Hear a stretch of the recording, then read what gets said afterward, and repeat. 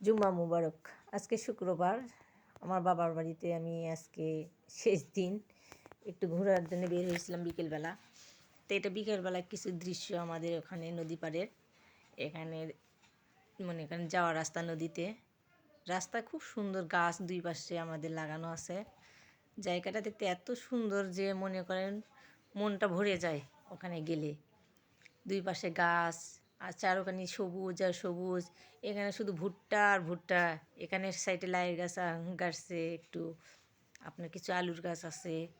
খুবই সুন্দর। এখন এই শীতকালের মনে করেন আপনার এই প্রাকৃতিক দৃশ্যটা যে এত সুন্দর নদী পাড়ের, দেখলে মনটা ভরে যায়।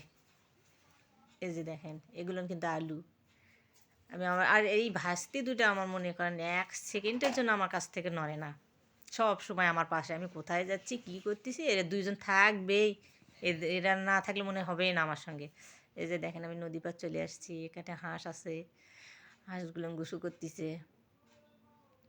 এটা হচ্ছে করতোয়া নদী। এই যে এখানে হচ্ছে আপনার নৌকা আছে, নৌকাটা ওই সাইডে আছে। এখানে ব্যাঙের পোনা আছে একটু, একটু না অনেক আছে ব্যাঙের পোনা, কিন্তু দেখা যাচ্ছে না। ওই যে ব্যাঙের পোনা, নৌকা।